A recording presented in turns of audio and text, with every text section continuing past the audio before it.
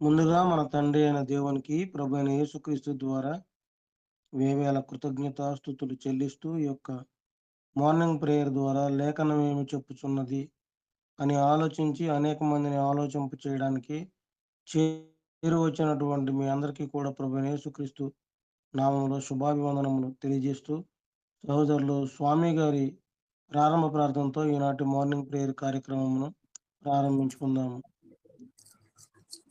తండ్రి అయిన దేవునికి కృతజ్ఞతాస్తుతులు కూడొచ్చు. మీ అందరికీ యేసు ప్రభు నామములో వందనాలండి. ప్రార్థన చేసుకుందాం.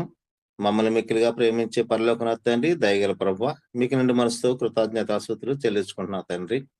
అలాగే నా ప్రభువ, గడిచిన కాలం అంతా కాచి కాపాడి రాత్రి అంతా మంచి నిద్రనిచ్చి పగటపూట మెలకువ దయచేసి మీరు ఇచ్చిన ఆయుష్కాలం ఒకరోజు తగ్గిపోయినప్పుడు కూడా మీ కృపలో మమ్మల్ని జ్ఞాపం చేసుకున్నారనైనా మీకు నిండు మనసుతో కృతజ్ఞతాస్తుతులు చెల్లించుకుంటున్నాం. అలాగే నేను ఈ లేఖనం ఏం చెప్తున్న దాని జ్ఞానగుడిలో మేమందరం కూడుకొని చక్కగా నాయన మిమ్మల్ని మహిమపరుచుకుంటాకి నాయన మిమ్మల్ని గణపరుచుకుంటాకి ఈ అవకాశం మాకు ఇస్తున్నందుకు మీకు నిండు మనసుతో కృతజ్ఞతాస్తుతులు చెల్లించుకుంటున్నా తండ్రి. అలాగే నాయన పాటలు పాడేవారికి మంచి గాత్రాన్ని అనుగ్రహించండి, వాక్యం చదువుకున్న వారికి మంచి జ్ఞానాన్ని అనుగ్రహించండి తండ్రి. ఈ కార్యక్రమం అంతా నాయన యూట్యూబ్ లో పెట్టిన ప్రతి ప్రార్థన, పాటలు, వాక్యము ఇది అన్ని యూట్యూబ్ లో ఉన్నప్పుడు అనేకులు ఈ కార్యక్రమంలోకి వచ్చేలాగా ఈని సత్యవాక్యం విని మేలు పొందేలాగా అందరిని దీవించి ఆశీర్వదించండి తండ్రి. అలాగే మీ సేవకులు చెప్పిన వాక్యం మంచి దేవా చెప్పిన వాక్యం వినడానికి చెవులు గ్రహించే జ్ఞానం ప్రతి ఒక్కరికి అనుగ్రహించండి. యూట్యూబ్ అంతా కార్యక్రమం నిర్వహించిన రవి కుటుంబాన్ని ఆయన పరిచయం దీవించి ఆశీర్వదించండి. ఆది నుంచి అంతవరకే మీరుండి కార్యం జరిపించండి. ఘనతా మహిమ మీకే కలుగుమని యేసు ప్రభు నామములో మిక్కిలిగా అడిగి పెట్టుకున్న పరమ తండ్రి, ఆమేన్. వందనాలండి. చక్కగా ప్రార్థన చేసినటువంటి సహోదరులు స్వామి గారికి ప్రత్యేకంగా వందనములు తెలియజేస్తున్నాము. సహోదరులు సుబ్రహ్మణ్యం గారు మొదటి పాటగా పాడి దేవుని మహింపరుస్తారు. తర్వాత సహోదరులు స్వామి గారు రెండవ పాటగా పాడి దేవుని నామమును మహింపరచవలసిందిగా కోరుకుంటూ ప్రేమతో ఆహ్వానిస్తున్నాము. మొదటిగా తండ్రి అయిన దేవునికి కృతజ్ఞతాస్తుతులు చెల్లించుకొంచు, అలాగే సహోదరులందరికీ కూడా నా హృదయపూర్వక వందనాలు. మొదటగా తండ్రి అయిన దేవుని తలంచుకొంచు, ఆయన నామాన్ని కీర్తించుకుందాము. యెహోవా నీ కృపాతిశయమును నిత్యము కీర్తింతున్, నిత్యము కీర్తింతున్. యెహోవా నీ కృపాతిశయమును నిత్యము కీర్తింతున్, నిత్యము కీర్తింతున్. తరతరములకు నీ విశ్వాసత తెలియపరచెదను, తెలియపరచెదను. కల్వరి సిలువ రక్తముతో నిబంధన స్థిరపరచి పాపము క్షమించి. కల్వరి సిలువ రక్తముతో నిబంధన స్థిరపరచి పాపము క్షమించి. యెహోవా నీ కృపాతిశయమును నిత్యము కీర్తింతున్, నిత్యము కీర్తింతున్. నీదు వాత్సల్యము నాపై నూతనముగా నుండెను, నూతనముగా నుండెను. నీదు విశ్వాసత గొప్పదై మారనిదయుండెను. మారని దయుండెను. యెహోవా నీ కృపతిశయమును నిత్యము కీర్తింతున్, నిత్యము కీర్తింతున్. ప్రతి శోధనపై నీవు నాకు విజయమునిచ్చెదవు, విజయమునిచ్చెదవు. నన్ను విడిపించుటకు నీవు నమ్మదగినవడవు, నన్ను విడిపించుటకు నీవు నమ్మదగినవడవు, నమ్మదగినవడవు. యెహోవా నీ కృపతిశయమును నిత్యము కీర్తింతున్, నిత్యము కీర్తింతున్. క్రీస్తు రాకడ వరకు నన్ను నిందారహితముగా, నిందారహితముగా నమ్మకమయ్యున్న నా దేవా నన్ను కాచెదవు, నన్ను కాచెదవు. యెహోవా నీ కృపతిశయమును నిత్యము కీర్తింతున్, నిత్యము కీర్తింతున్. మంచి పోరాటము పోరాడి విజయమును పొందెదన్, విజయము పొందెదను. నీతి కిరీటమునిచ్చెడి ప్రభువును నిరతము కీర్తింతున్, నిరతము కీర్తింతున్. నీతి కిరీటమునిచ్చెడి ప్రభువును నిరతము కీర్తింతున్, నిరతము కీర్తింతున్. యెహోవా నీ కృపతిశయమును నిత్యము కీర్తింతున్, నిత్యము కీర్తింతున్. అందరికి వందనాలు. తండ్రి అయిన దేవునికి కృతజ్ఞతాస్తుతులు. కూడొచ్చిన మీ అందరికీ ప్రభునామములు వందాలండి. అలాగే యవన ప్రాయము అతి భయంకరం అన్న పాట పాడదాము. యౌవన ప్రాయము అతి భయంకరము, యేసుని కలిగితే అది మనోహరము, నిజము. యేసుని కలిగితే అది మనోహరము.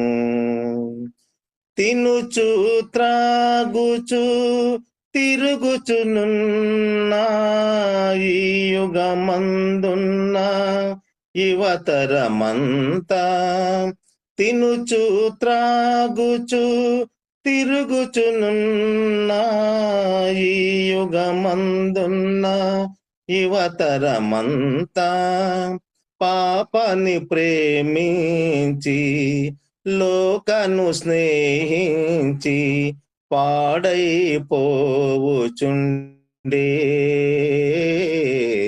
పరికించు చూడు.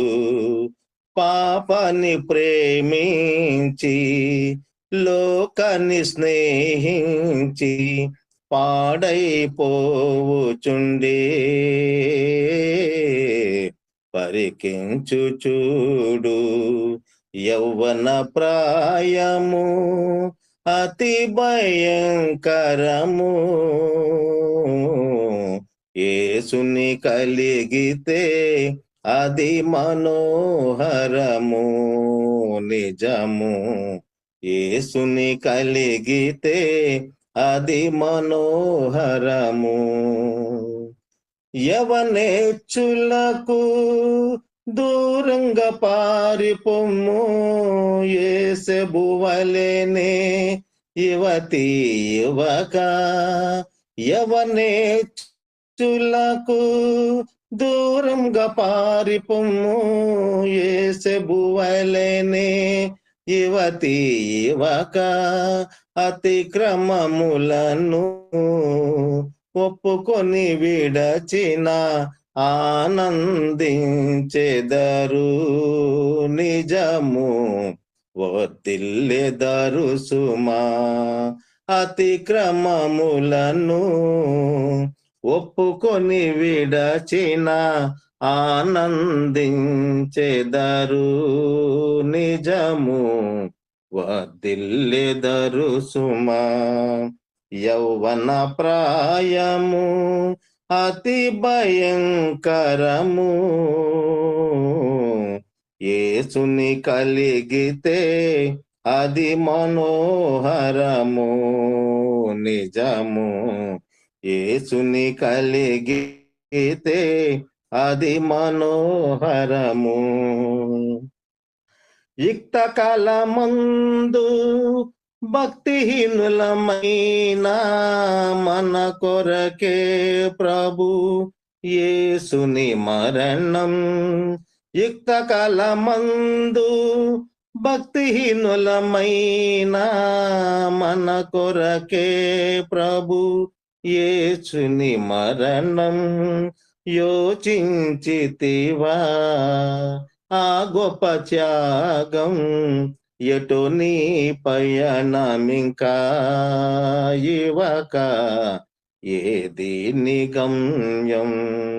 యోచించితివా ఆ గొప్ప త్యాగం, ఎటు నీ పయనమింకా ఇవక ఏది నీ గమ్యం.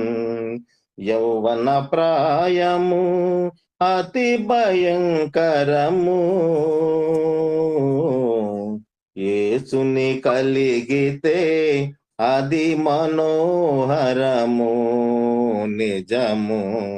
యేసుని కలిగితే అది మనోహరము.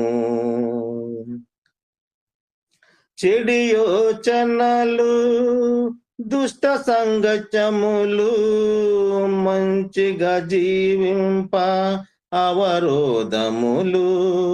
చెడు యోచనలు దుష్ట సంగత్యములు మంచిగా జీవింప అవరోధములు. మేలుకు ఇవ్వక మనసు మార్చుకో, మరలా రాది సమయం నీకు, తిరుగు ప్రభు వైపు. మేలుకు ఇవ్వక మనసు మార్చుకో, మరలా రాది వయసు నీకు, తిరుగు ప్రభు వైపు. యౌవన ప్రాయము అతి భయంకరము, యేసుని కలిగితే అది మనోహరము, నిజము. యేసుని కలిగితే అది మనోహరము.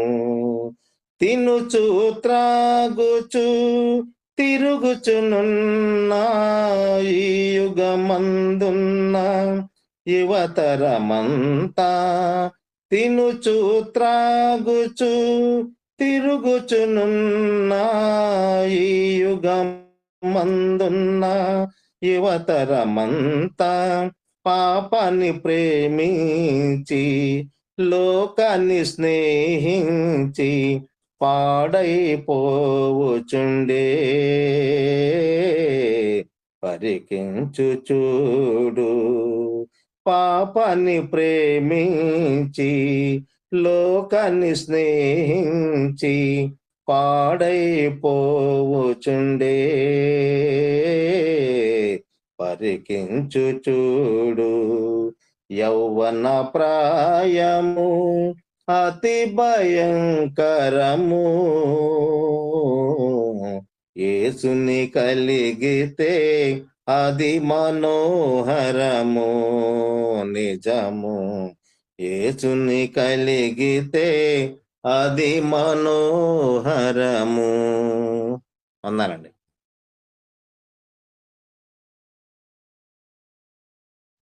ఇప్పటి వరకు చాలా చక్కగా పాటల ద్వారా దేవుని నామమును మహిమపరిచినటువంటి సహోదరులు ఇరువురికి కూడా ప్రత్యేకంగా వందనములు తెలియజేస్తున్నాము. ఈ సమయంలో సంఖ్యాకాండము 27వ అధ్యాయము వాక్యపట్నం భాగంగా మనం చదువుకున్నాము. సహోదరులు సుబ్రహ్మణ్యం గారు మొదటి 11వ వచనమును చదువుతారు. 12వ వచనం నుండి చివరి వరకు నేను చదువుతాను. సహోదరులకు వందనాలండి. అప్పుడు యోసేపు కుమారుడైన మనస్సే వంశస్థులలో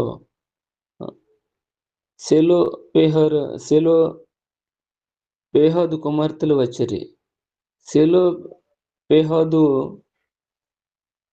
ఏసేరు కుమారుడగు గిలాదు మనుమనుడును మాకీరు మునుమనుడునై ఉండెను. అతని కుమార్తెల పేర్లు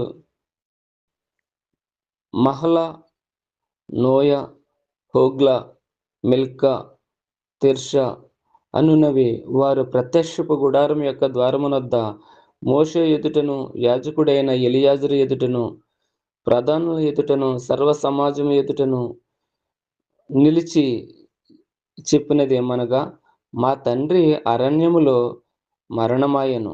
అతడు కోరాహు సమూహములో అనగా యెహోవాకు విరోధముగా కూడిన వారి సమాజములో ఉండలేదు గాని తన పాపమును బట్టి మృతి నొందెను. అతనికి కుమారులు కలగలేదు.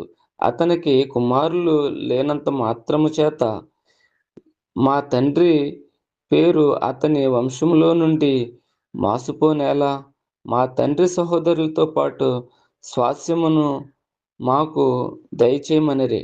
అప్పుడు మోషే వారి కొరకు యెహోవా సన్నిధిని మనవి చేయగా, యెహోవా మోషేకు ఇలాగ సెలవిచ్చెను, సెలోపేహాదు కుమార్తెలను చెప్పినది యుక్తము. నిశ్చయముగా వారి తండ్రి సహోదరులతో పాటు భూస్వాస్యమును వారి ఆధీనము చేసి వారి తండ్రి స్వాస్యమును వారికి చెంద చేయవలెనని, మరియు నీవు ఇశ్రాయేలుతో ఇట్లు చెప్పవలెను, ఒకడు కుమారుడు లేక మృతి పొందిన ఎడల మీరు వాని భూస్వాస్యమును వారి కుమార్తెలకు చెందవలెను. వారికి కుమార్తెలు లేని ఎడల వాని అన్నదమ్ములకు వాని స్వాస్యమునకు ఇయ్యవలెను. వాని అన్నదమ్ములు లేని ఎడల వాని భూస్వాస్యమును వాని తండ్రి అన్నదమ్ములకు ఇయ్యవలెను. వాని తండ్రికి అన్నదమ్ములు లేని ఎడల వాని కుటుంబములో వానికి సమీపమైన జాతికి వాని స్వాస్యము ఇయ్యవలెను. వాడు దాన్ని స్వాధీనపరచుకొనెను. యెహోవా మోషేకు ఆజ్ఞాపించినట్లు ఇది ఇశ్రాయేలీయులకు విధింపబడిన కట్టడ. వందనాలండి.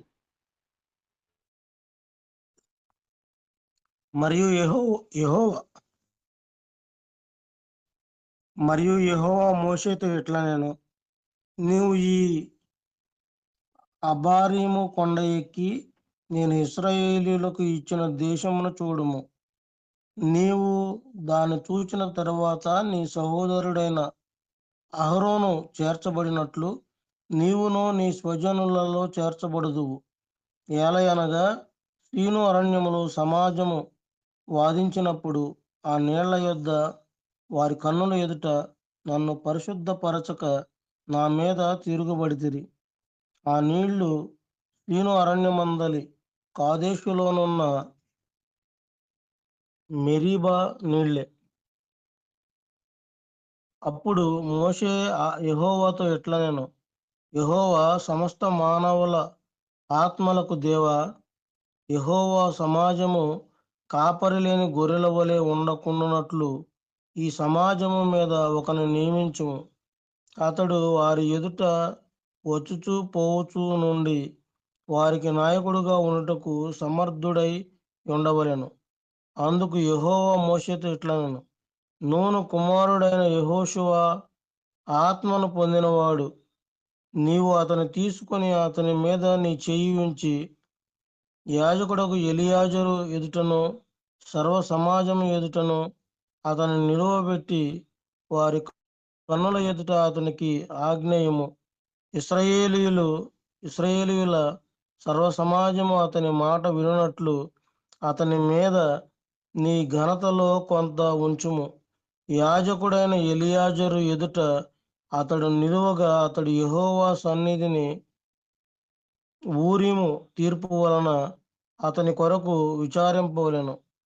అతడును అతనితో కూడా ఇశ్రాయేలీయులందరూ అనగా సర్వ సమాజము అతని మాట చొప్పున తమ సమస్త కార్యములను జరుపుచుండవలెను. యెహోవా మోషేకు ఆజ్ఞాపించినట్లు అతడు చేసెను. అతడు యెహోషువను తీసుకుని యాజకుడైన ఎలియాజరు ఎదుటను సర్వ సమాజం ఎదుటను అతన్ని నిలువబెట్టి అతని మీద తన చేతులుంచి యెహోవా మోషే ద్వారా ఆజ్ఞాపించినట్లు అతనికి ఆజ్ఞ ఇచ్చెను. ఇప్పటి వరకు చదివి వినిపించిన సహోదరునికి ప్రత్యేకంగా వందనములు తెలియజేస్తూ సహోదరులు అనిల్ గారు ఈ యొక్క అధ్యాయమును వివరించవలసిందిగా కోరుకుంటూ ప్రేమతో ఆహ్వానిస్తున్నాము. తండ్రి అయిన దేవునికి కృతజ్ఞతాస్తుతులు. కూడి వచ్చిన సహోదరి సహోదరులకు ప్రభు నామమున వందనాలు తెలియజేస్తూ ఉన్నాను. సంఖ్యాకాండము 27వ అధ్యాయాన్ని మనం పరిశీలన చేద్దాం. సంఖ్యాకాండం 27వ అధ్యాయములో ఇశ్రాయేలీయుల జీవితంలో న్యాయము, వారసత్వము, నాయకత్వము, మార్పు అనే 3 ముఖ్యమైన విషయాలు చూపిస్తూ ఉంది. ఈ అధ్యాయంలో ప్రధానంగా ఈ 3 సంఘటనలను ఉన్నాయి. న్యాయము, వారసత్వము, నాయకత్వము అనే విషయాలు ఇక్కడ మనం గమనిస్తూ ఉన్నప్పుడు మనష్షే గోత్రంలో సంబంధించిన సెలోఫహాదు అనే ఒక వ్యక్తి మరణించాడు.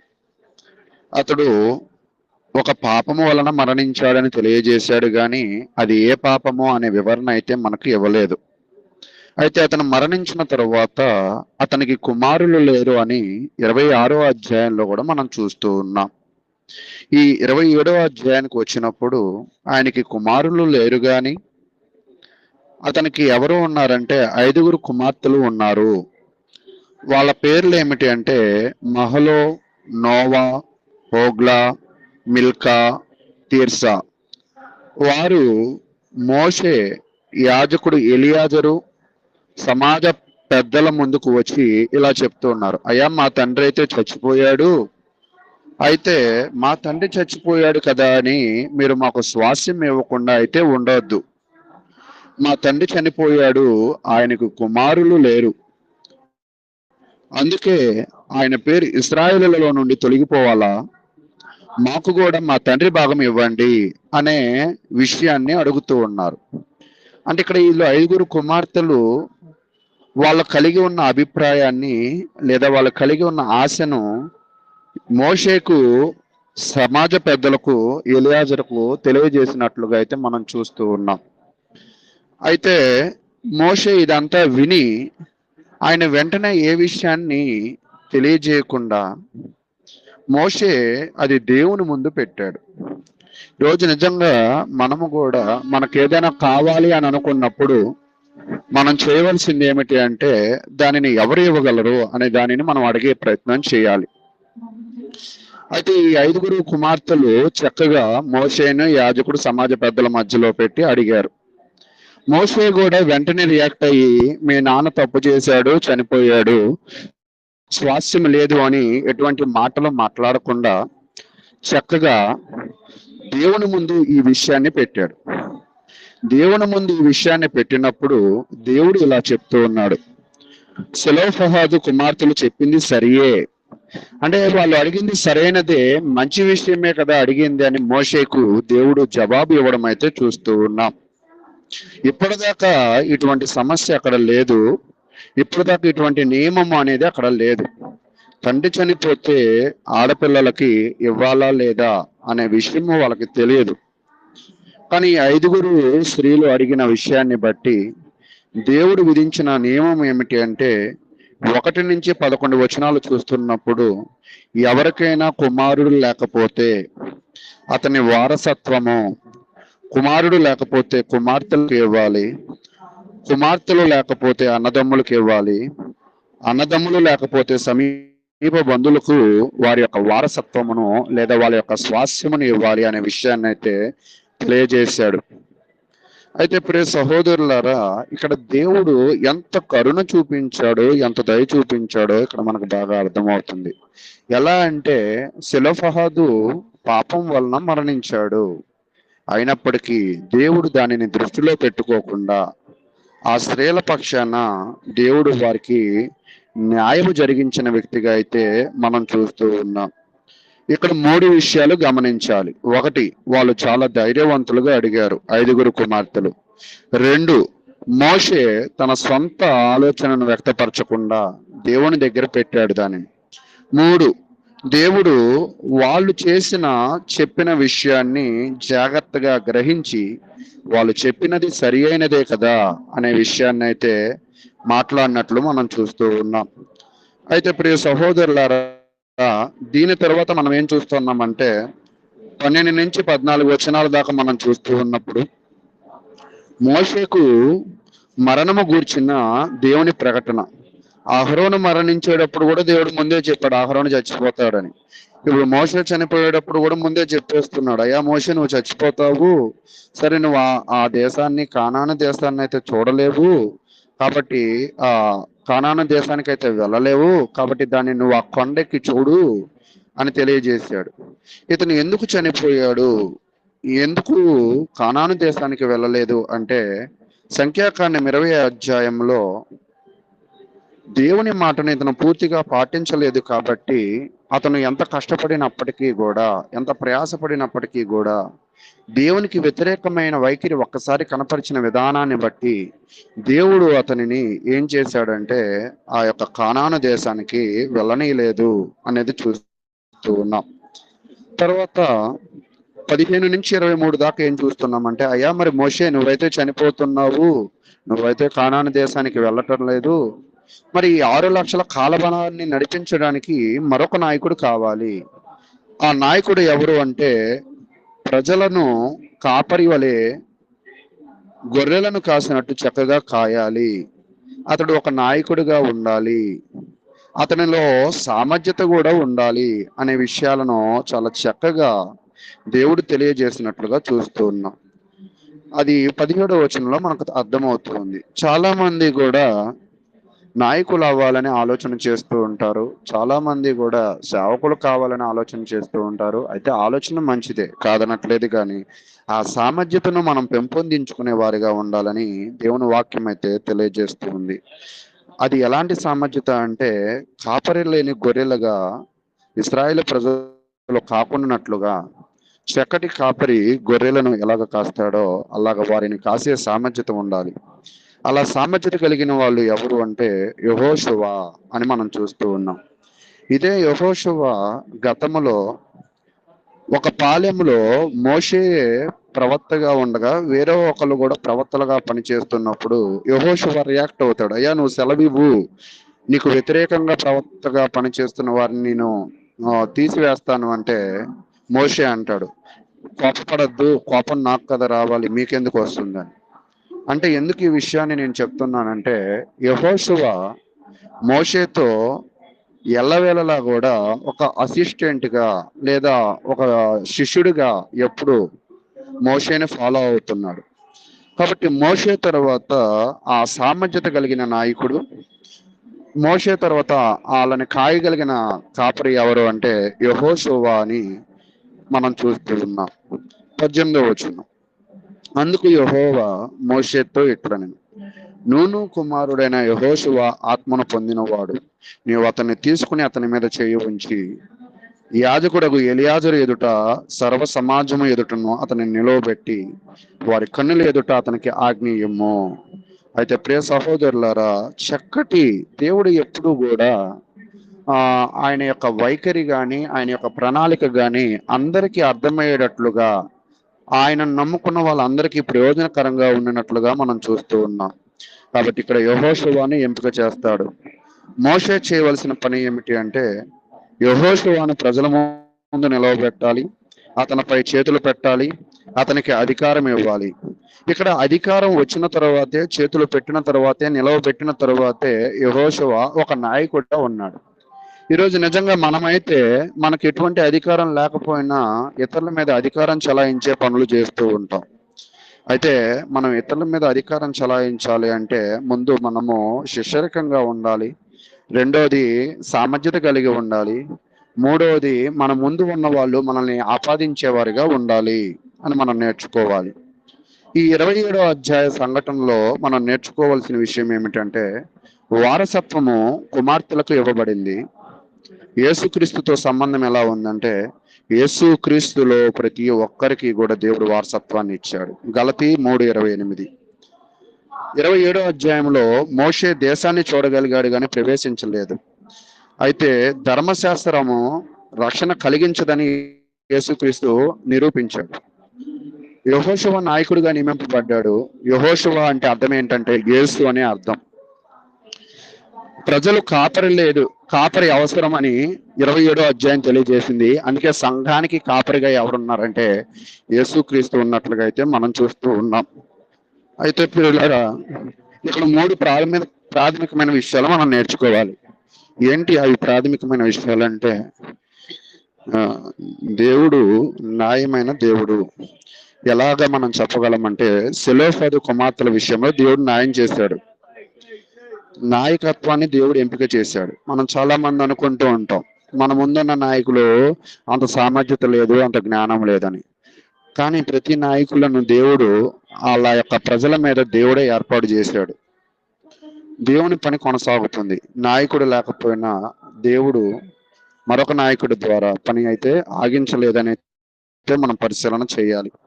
కాబట్టి నేనేం చెప్పాలని ప్రయత్నం చేస్తున్నానంటే, ఈరోజు మన జీవితంలో మనము కలిగి ఉన్న ఆలోచనలను దేవుని ముందు మనం వ్యక్తపరచగలిగినట్లయితే, అవి న్యాయమైనవి అయితే ఖచ్చితంగా దేవుడు వాటిని కన్సిడర్ చేసేవాడిగా ఉంటాడు.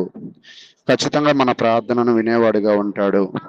తర్వాత మనం నమ్మకంగా సామర్థ్యతను కలిగి ఉంటే తగిన సమయం మందు మనకి దేవుడు ఒక అవకాశాన్ని ఇచ్చేవాడిగా కూడా ఉంటాడని దేవుని వాక్యం చేత మిమ్మల్ని నేను హెచ్చరిస్తూ ఉన్నాను. కాబట్టి ఈ అధ్యాయములో న్యాయము, వారసత్వము, అదే విధముగా నాయకత్వము, ఈ మూడిటి గురించి కొన్ని మార్పులను దేవుడు 27వ అధ్యాయంలో తీసుకువచ్చాడు. మోషే మరణాన్ని చూస్తాము, మోషే తర్వాత యెహోషువని ఎన్నుకోవడం చూస్తాము, తండ్రి చనిపోయిన తర్వాత కుమారులు లేకపోతే ఆస్తి ఎవరికి ఇవ్వాలనే విషయాన్ని కూడా మనం చూస్తూ ఉంటాం. కాబట్టి ఈ విషయాలతో నేను ముగిస్తూ ఉన్నాను.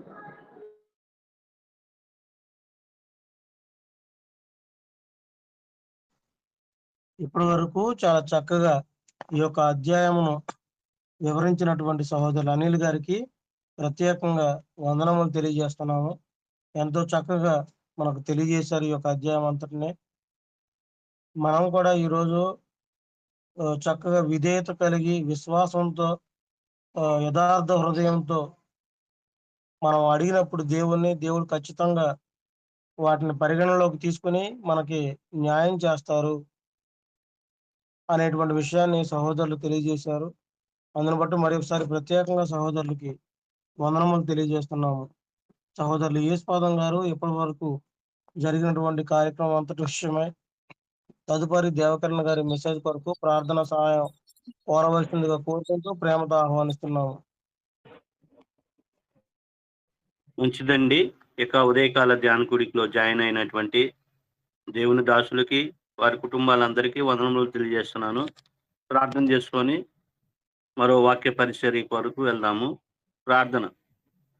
మమ్మల్ని మిక్కిలిగా ప్రేమించిన ప్రియ పరలోకపు తండ్రి, మీ ఘనమైన, ఉన్నతమైన, శ్రేష్టమైన నామానికి మీ ప్రియకుమారుడును, మా ప్రభువును, రక్షకుడైన యేసుక్రీస్తు నామంలో మీకు స్తుతులు, స్తోత్రములు, కృతజ్ఞతలు తెలియజేసుకుంటున్నాం తండ్రి. మమ్మల్ని ప్రేమించి మా జీవితంలో వచ్చిన ఈ దినాన్ని బట్టి స్తుతులు తండ్రి. ఈ దినాన ఉదయకాలంలో లేచి లేఖనం ఏమి చెప్తున్నది అని ధ్యాన కూడికలో మేము జాయిన్ అయ్యి ఈ విధంగా మా గాత్రముల ద్వారా మీ ఉన్నతమైన నామాన్ని సమాజం ఎదుట కీర్తించి ప్రచురపరిచేటువంటి గొప్ప భాగ్యాన్ని మాకు ఇచ్చారు. అలాగే మీ యొక్క దాసుల ద్వారా సంఖ్యాకాండంలో ఉన్నటువంటి విషయాలను మాకు తెలియజేశారు తండ్రి. అలాగే వారసత్వపు కట్టడాలు, వారసత్వపు స్వాస్థ్యాలు ఇచ్చారు. అలాగే మోషే తర్వాత వారసుడిగా నాయకుడిగా మరి యెహోషువను కూడా నియమించేటువంటి విషయాలలో మీరు నాయకత్వపు కట్టడాలను కూడా మీరు ఇచ్చారు తండ్రి. మీరు న్యాయవంతులని, సత్యవంతులని, యథార్థవంతులని మీరు తెలియజేయటానికి మరి శిలోదూతు కుమార్తెలు మరి స్వాస్థ్యాన్ని కూడా మీరు ఇచ్చారు తండ్రి. కాబట్టి ఇందును బట్టి మీరు సత్యవంతులని, న్యాయవంతులని మేము గమనించాం తండ్రి. అలాగే నాయన మరి క్రీస్తునందు మా సహోదరులు దేవకిరణ గారు మాకు వాక్య సందేశాన్ని వినిపించడానికి మరి మీ ప్రజల దగ్గరికి మరి ఎలాంటి వాక్యాన్ని బోధించాలని సిద్ధపడి వచ్చున్నారు. మరి ఆ వాక్యాన్ని స్పష్టంగా, వివరంగా, మరి సందర్భానుసారంగా, సమయోచితంగా వివరించేటువంటి జ్ఞానాన్ని మీ దాసులకు మరింత దయచేయండి. వినుస్తున్నటువంటి మాకు కూడా గ్రహించేటువంటి మనసును ఆయన గ్రహించటమే కాకుండా వాటి ప్రకారము మేము జీవిస్తూ, వాటి ప్రకారం ప్రవర్తిస్తూ మా కుటుంబాలని, మా సాని సంఘాలని బలపరుచుకునే విధంగా మరి వాక్యాలు గ్రహించేటువంటి మనసును మరలా తిరిగి చెప్పేటువంటి మంచి సామర్థ్యాన్ని మాకును దయచేయమని కోరుకుంటూ ఈ మనవులు మీ ప్రియకుమారుడును, మా ప్రభువును, రక్షకుడైన యేసుక్రీస్తు నామంలో ఈ మనవులన్నీ అడిగి వేడుకొనుచున్నాం ప్రియ పరలోకపు తండ్రి. ఆమేన్. చాలా చక్కగా ప్రార్థన చేసినటువంటి సహోదరులు యేసుపాదం గారికి వందనములు తెలియజేస్తున్నాము. ఈ సమయంలో సహోదరులు దేవకరణ గారు వారికి ఇవ్వబడినటువంటి సమయం అంతటిని కూడా సంపూర్ణంగా వినియోగించుకుని దేవుని యొక్క వాక్యము మనకు వినిపించవలసిందిగా కోరుకుంటూ ప్రేమతో ఆహ్వానిస్తున్నాము.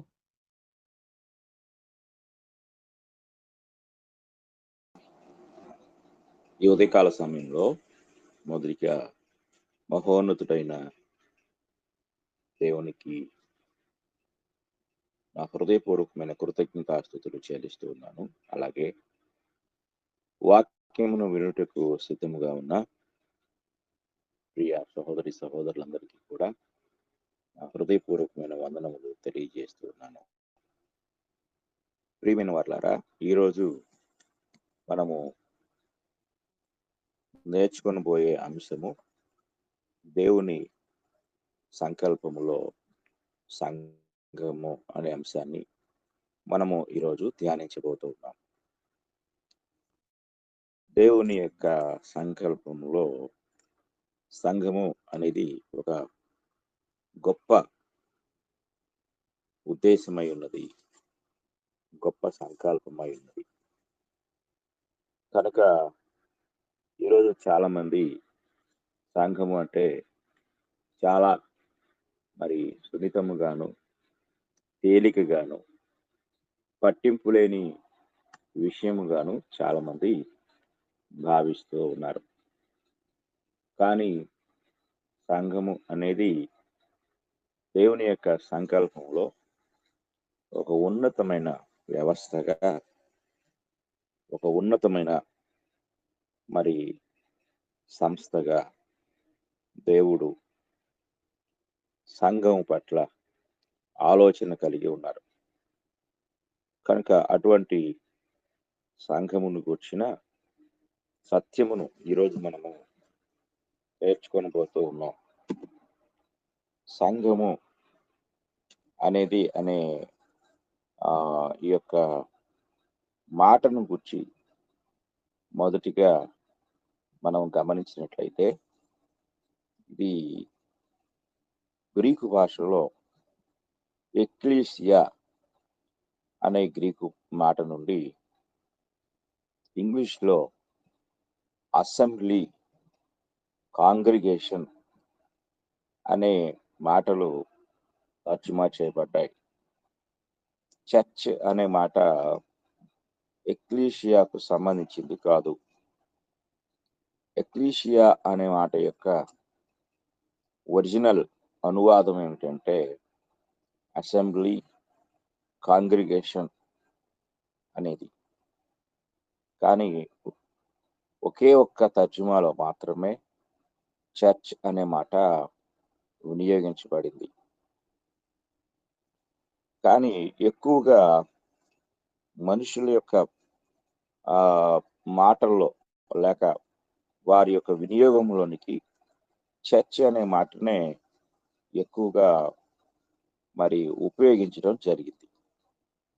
కానీ చర్చ్ అనే పదము సంఘము సమావేశమయ్యే ఆ బిల్డింగ్ని సూచించదు. అలాగే క్యాథలిక్స్ చెప్పినట్లుగా పాపాల వ్యవస్థను కూడా సూచించదు. వారు చర్చ్ అంటే ఒక పాపుల వ్యవస్థ లేక పాపుల సమూహం అని అన్నారు. మరికొందరు దానిని ఒక సంస్థ లేదా ఒక క్లబ్ లేదా ఒక నిర్మాణం లేక ఒక సంఘ సంస్థ అని మాట్లాడటం జరుగుతూ ఉంది. కానీ అది ఒక ఆర్గానిజం అని మనం చెప్పొచ్చు. అంటే జీవ శరీరం. బైబిలు సంఘాన్ని ఇలాగే సంబోధించింది. ఈ విషయాన్ని మనం దేవుని యొక్క వాక్యం నుండి పరిశీలన చేసినట్లయితే మనకు చాలా ఆశ్చర్యకరమైన సంగతులు దేవుని గ్రంథం నుండి మనకు చెప్పబడతాయి. క్రొత్త నిబంధనలో చర్చ్ అనే ఇంగ్లీష్ మాట అసలు లేదు. అది కేవలం ఒక్కసారి మాత్రమే అది ఉపయోగించబడింది. అసలు గ్రీకు పదము ఎక్లీషియా. దీని అర్థము పిలిచి బయటకు తీసుకురాబడిన సమూహం లేక బయటకు పిలువబడిన వారి సమూహం లేదా సభ. కాల్డ్ అవుట్ పీపుల్ లేక కాల్డ్ అవుట్ అసెంబ్లీ అని ఇంగ్లీష్లో చెప్పబడింది.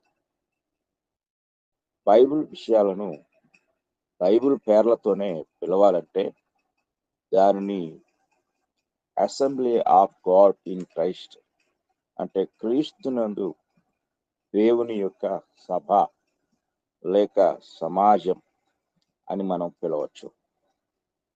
క్రీస్తులో అది చర్చ్ కాదు. జాగ్రత్తగా మనం గమనించాలి.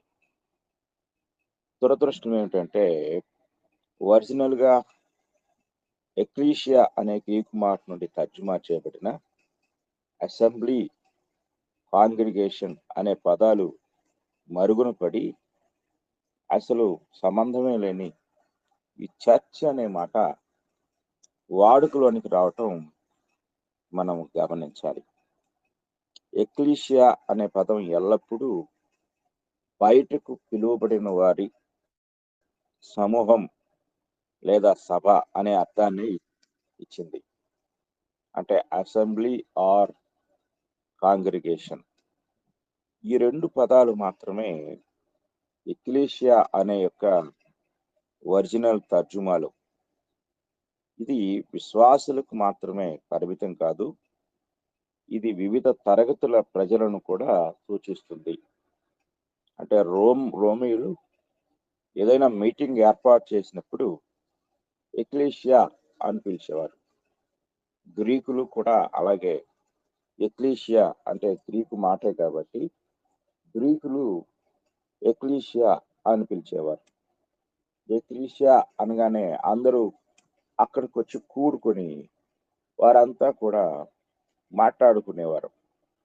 అంటే ఈరోజు మనం రకరకాల యొక్క కూడికలు చూస్తూ ఉంటాం, మీటింగ్స్ చూస్తూ ఉంటాం, యూనియన్లు చూస్తూ ఉంటాం. యూనియన్ కూడిక అంటే యూనియన్ మీటింగ్ అలాగే ఇంకా రకరకాల మీటింగ్లు, వాళ్ళందరూ కూడా ఒక చోటికి వారి గృహాల్లో నుండి బయటికి పిలువబడి ఒక చోట చేరి వారు సమావేశమయ్యే సమావేశాన్ని గ్రీకులో ఎక్లీషియా అని పిలిచారు.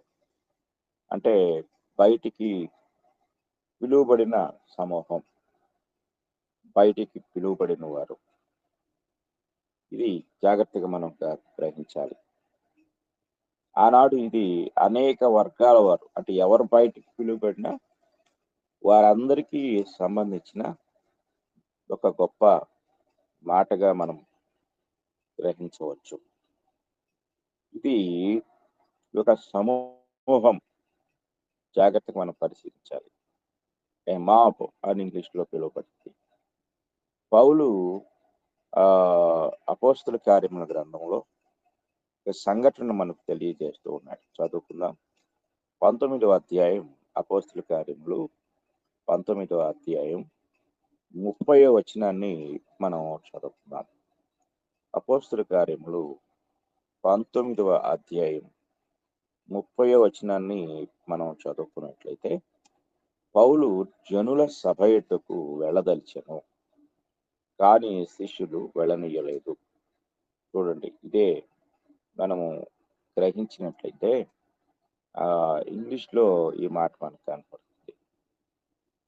అంటే అక్కడ వారు ఒక సభగా కూడుకున్నారు. మరియు ఆసియా దేశాధికారులలో కొందరు అతనికి స్నేహితులయ్యుండి అతని యొద్దకు వర్తమానము పంపి, నీవు నాటకశాలలోనికి వెళ్ళవద్దని అతని వేడుకొనిది. ఆ సభ గలిబిలిగా ఉండెను కనుక కొందరిలాగున కొందరలాగున కేకలు వేసిరి. మెందు నిమిత్తము కూడుకొనిరో చాలా మందికి తెలియలేదు. ఇక్కడ ఒక సభ జరుగుతుంది, వాళ్ళు అక్కడ కూడుకున్నారు. అలాగే 35వ వచనం కూడా మనం చదువుకుందాం. 35వ వచనాన్ని కూడా మనం చూస్తే అక్కడ ఈ మాట కనపడుతుంది. అందుకు కారణము సమూహమును సముదాయించి, ఎఫెసీయుల పట్టణము అర్తెమీ మహాదేవికిని ద్యుపతి యొద్ద నుండి పడిన మూర్తికిని పాలకురాలై ఉన్నదని తెలియని వాడెవడు. అంటే సభలో కరణము అనే వ్యక్తి మాట్లాడుతూ ఉన్నాడు, మనం గ్రహించాలి. ఆ తర్వాత వచనాన్ని కూడా మనం చదువుకున్నట్లయితే ఇక్కడ 36వ వచనం, ఈ సంగతులు నిరాక్షేపమైనవి కనుక మీరు శాంతము కలిగి ఏదియు ఆతురపడి చేయకుండా ఆవశ్యకము. మీరు ఈ మనుషులను తీసుకువచ్చి వీరు గుడి దోచిన వారు కాదు, మన దేవతను దూషింపును లేదు. దేమేత్రికిని అతనితో కూడా ఉన్న కమసాలులకును ఎవని మీదనైనను వ్యవహారం ఏదైనా ఉన్న ఎడల న్యాయ సభలు జరుగుతున్నవి, అధిపతులు ఉన్నారు గనుక వారు ఒకరితో ఒకరు వ్యాజ్యమాడవచ్చును. అయితే మీరు ఇతర సంగతులను గూర్చి ఏమైనను విచారణ చేయవలని ఉంటే అది క్రమమైన సభలో పరిష్కారముగును. ఇక్కడ ఈయన కారణం మాట్లాడుతూ ఉన్నాడు. అలాగే మనం 41వ వచనం కూడా చదువుకున్నాం. అతడు ఇలాగ చెప్పి సభను ముగించెను. మీరు ఇంగ్లీష్లోకి వెళ్తే ఇక్కడ సభ అన్న దగ్గర ద అసెంబ్లీ అనే మాట ఉపయోగించబడింది. ఈ మాట 41వ వచనంలో, అలాగే 39వ వచనంలో మనం చదువుకున్న వచనాల్లో ఎక్కడైతే సభ అనే మాట కనపడుతుందో ఆ సభ అనే దగ్గర మనకి ఇంగ్లీష్లో అసెంబ్లీ అనే మాట కనబడుతుంది. ఎక్కడైతే అసెంబ్లీ అనే మాట మనం చూస్తామో ఆ అసెంబ్లీ అనే చోట గ్రీకు బైబిల్లో ఎక్లీషియా అనే మాట మనకి కనపడుతుంది. అంటే ఇక్కడ రోమీలు ఎఫెసులో సభలు నిర్వహించేవారు. ఆ సభలో అనేకులు పాల్గొనేవారు. కనుక ఏదైనా ఒక విషయాన్ని చర్చించడానికి, మాట్లాడడానికి సభగా కూడుకునే దాన్ని ఎక్లీషియా అని పిలవటం జరిగింది. ఇంగ్లీష్లో అసెంబ్లీ అని పిలవటం జరిగింది. కనుక మనం ఇక్కడ జాగ్రత్తగా గమనించినట్లయితే అసెంబ్లీ అనే మాట నుండి సంఘము అనే మాట వచ్చింది. జాగ్రత్తగా గ్రహించాలి. ఇక తర్వాత మనం జాగ్రత్తగా గ్రహించినట్లయితే యూదుల దగ్గరకు మనం వెళ్దాం. యూదుల విషయంలో మనం ఆలోచించినట్లయితే ఇశ్రాయేలు పిల్లలు ఈజిప్టు నుండి పిలిచి బయటకు తీసుకురాబడిన సమూహం అనడంలో సందేహం లేదు. అంటే ఇశ్రాయేలు జాతిని దేవుడు కాల్డ్ అవుట్ పీపుల్గా తీసుకొచ్చాడు. అంటే వారిని బయటికి తీసుకొచ్చాడు. కానీ వారు క్రీస్తు శరీరం కాదని మనకు తెలుసు. అంటే వారు క్రీస్తు ప్రభు యొక్క శరీరం కాదు. ఇక్కడ వీళ్ళు బయటకు పిలువబడ్డారు, సభగా ఉన్నారు. కానీ ఇది క్రీస్తు ప్రభు యొక్క శరీరం కాదు. ఇశ్రాయేలు కూడా ఆయన బయటకు పిలుచుకొచ్చాడు. చూడండి, మనము అపోస్తుల కార్యములు 7వ అధ్యాయము 38వ వచనాన్ని చదువుకుందాం. అపోస్తుల కార్యములు 7వ అధ్యాయము 38వ వచనాన్ని చదువుకున్నట్లయితే 38వ వచనంలో ఈ మాట మనకు కనపడుతుంది. సీనాయి పర్వతం మీద తనతో మాట్లాడిన దేవదూతతోను మన పితరులతోను అరణ్యములోని సంఘమందు ఉండి మనకిచ్చుటకు జీవవాక్యములను తీసుకుని వాడితడే. ఇక్కడ కూడా మనకి ఇశ్రాయేలును సంఘము అని పిలవడం జరిగింది. ఇశ్రాయేలును అసెంబ్లీ అని పిలవడం జరిగింది. అంత మాత్రాన వీరు క్రీస్తు శరీరం కాదు. అంటే ఇలాగా బయటకు పిలువబడి ఒక సమూహముగా కూడుకున్న ప్రతి ఒక్కరిని కూడా ఎక్లీషియా అని పిలవడం జరిగింది. కనుక అయితే మనం ఈ ఎక్లీషియా అనే మాటను గురించి మాత్రమే చర్చిస్తున్నాం. ఎక్లీషియా అనే మాట ద్వారా మరి బయటకు పిలువబడిన వారు అనే అర్థానికి సంబంధించిన సంగతులను మనము ఆలోచిస్తూ ఉన్నాం. ఇక తరువాత విషయాన్ని మనం గమనించినట్లయితే సంఘము అనేది క్రీస్తు శరీరం, ద బాడీ ఆఫ్ క్రైస్ట్.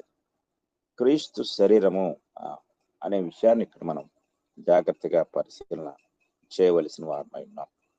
ఇక్కడ మనము క్రీస్తునందు విశ్వాసుల శరీరాన్ని, అంటే బయటకు పిలువబడిన వారి యొక్క సమూహం లేదా సభ, లేక ఇంగ్లీష్లోకి వెళ్తే అసెంబ్లీ, ఇక గ్రీక్లోకి వెళ్తే ఎక్లీషియా అనే మాటలు మనం చూడగలం. ఏది ఎక్లీషియా అనే మాటకు సరి అయిన రూపం అంటే క్రీస్తు శరీరం. జాగ్రత్తగా మనం గ్రహించాలి. చూడండి, మనం ఎఫెసీ పత్రిక 1వ అధ్యాయము 22వ వచనాన్ని మనం చదువుకుందాం. ఎఫెసీ పత్రిక 1వ అధ్యాయము 22వ వచనాన్ని మనం చదువుకున్నట్లయితే, మరియు సమస్తమును ఆయన పాదముల క్రింద ఉంచి సమస్తము పైని ఆయనను సంఘమునకు శిరస్సుగా నియమించడం. జాగ్రత్తగా మనం పరిశీలించినట్లయితే ఈ యొక్క పత్రికలో ఆయన సంఘమును శరీరముగా, క్రీస్తు ప్రభువును శిరస్సుగా పోల్చి చెప్తున్న మాటలు ఇక్కడ మనం జాగ్రత్తగా గ్రహించవచ్చు. ఇక మనము 5వ అధ్యాయము 25వ వచనం 32వ వచనాన్ని కూడా మనం చదువుకున్నట్లయితే, భర్తలారా మీ భార్యలను ప్రేమించుడి, క్రీస్తు సంఘమును ప్రేమించినట్లు. ఇక్కడ క్రీస్తు సంఘమును అనే దగ్గర ఎక్లీషియా అనే మాట మనకి వాడబడుతుంది. కనుక ఎక్లీషియాను ప్రేమించినట్లు అంటే సభను ప్రేమించినట్లు, అలాగే బయటకు పిలువబడిన వారి యొక్క సమూహాన్ని ప్రేమించినట్లు ఇది మనం గ్రహించాలి. ఇక ఈ 32వ వచనాన్ని మనం గమనించినట్లయితే అక్కడ ఇది గొప్ప మర్మము అని చెప్పబడుతూ, కానీ నేను క్రీస్తుని గూర్చియు సంఘమును గూర్చియు మాట్లాడుతున్నాను అంటాడు. అంటే భార్యాభర్తల సంబంధాన్ని మాట్లాడుతున్నప్పుడు మనము ఎలాంటి ఆలోచనలోకి వెళ్తామంటే, అచ్చము ఇది భార్య గురించి భర్త గురించి మాట్లాడుతున్నాడు అనే ఆలోచనలోనికి మనం వెళ్తాం. చాలా మంది ఎక్కువగా క్రైస్తవ వివాహాల్లో ఈ ఎఫెసీ పత్రిక 5వ అధ్యాయము ఎక్కువ సార్లు చదవటం జరుగుతుంది. ఎందుకంటే ఇందులో భార్యకు భర్తకు సంబంధించిన ధర్మాలు అక్కడ కనపడుతూ ఉంటాయి. అయితే చివరకు పౌలు గారు ఆయన మాట్లాడుతూ, నేను దేని గురించి చెప్తున్నాను అంటే క్రీస్తుని గూర్చియు ఆయన సంఘమును గూర్చియు అనే మాట స్పష్టపరిచారు. కనుక ఇంతవరకు ఆయన చెప్పినదంతా కూడా ఇద్దరు స్త్రీ పురుషుల గురించి లేక భార్య భర్తల గురించి కాదు, కానీ ఆయన మాట్లాడుతుంది క్రీస్తు గురించి, ఆయన సంఘాన్ని గురించి అనే సత్యాన్ని అక్కడ మనము గ్రహించాలని పౌలు గారు ఫైనల్ గా ఆయన విషయాన్ని తేల్చి చెప్పేశారు. కనుక భార్యాభర్తల గురించి కంటే కూడా క్రీస్తుకు సంఘానికి దీన్ని ఎక్కువగా మనం అప్లై చేసి మాట్లాడటం లేక అర్థం చేసుకున్నప్పుడు అసలు ఉద్దేశాన్ని గ్రహించగలం. అంటే 1వ అధ్యాయం 22వ వచనంలో ఏ శరీరాన్ని శిరస్సును గూర్చి పౌలు గారు మాట్లాడుతూ ఉన్నారో అదే శరీరము, అదే సంఘాన్ని గూర్చి ఇక్కడ 5వ అధ్యాయంలో కూడా భార్యాభర్తలకున్న అవినాభావ సంబంధంతో పోల్చి చెప్తూ ఉన్నారు. అసలు ఆయన చెప్పదలుచుకున్న విషయం సంఘం, క్రీస్తు వారిద్దరి మధ్య ఉన్న సంబంధం. సంఘానికి క్రీస్తుకు ఉన్న ఇద్దరి మధ్య ఉన్న సంబంధాన్ని ఆయన భార్యాభర్తల సంబంధంతో పోల్చి చెప్తూ ఉంటే, ఈనాడు అనేక మంది అందులో ఉన్న అసలు ఉద్దేశాన్ని పక్కన పెట్టి, ఇది అసలు రాసిందే పౌలు భార్యాభర్తల గురించి అన్నట్లుగా వారు భార్యాభర్తల వారిద్దరికి మాత్రమే అన్వయించి మాట్లాడతారు. కానీ చివరికి పౌలు గారు చెప్పిన ఇది క్రీస్తును గూర్చియు సంఘమును గూర్చియు నేను మాట్లాడుతున్నాను అన్న విషయాన్ని చాలా మంది చెప్పకపోవడం బాధాకరమైన విషయం. అంటే క్రీస్తుకు సంఘమునకు ఉన్న గొప్ప రిలేషన్, అది భార్యాభర్తలకు ఉన్న రిలేషన్.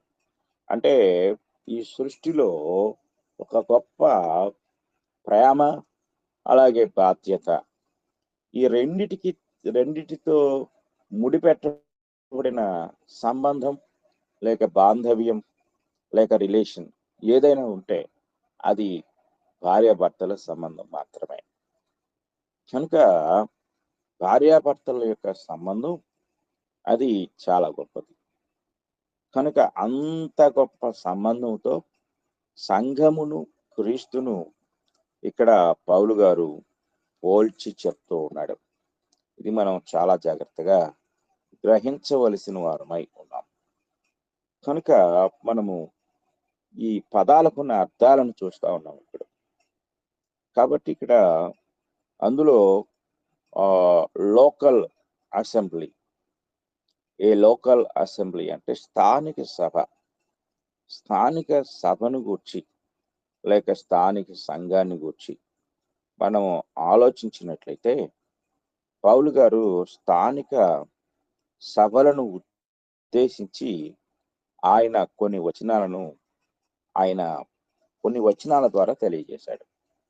మొదటి తెస్సలోనిక పత్రిక 1వ అధ్యాయం 1వ వచనాన్ని మనం చదువుకున్నట్లయితే అక్కడ ఈ మాట కనపడుతుంది.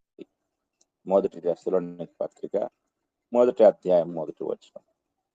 తండ్రి అయిన దేవుని యందును ప్రభువైన యేసుక్రీస్తునందును ఉన్న తెస్సలోనికయుల సంఘమునకు పౌలును సిల్వానును తిమోతియు శుభమని చెప్పి రాయినది.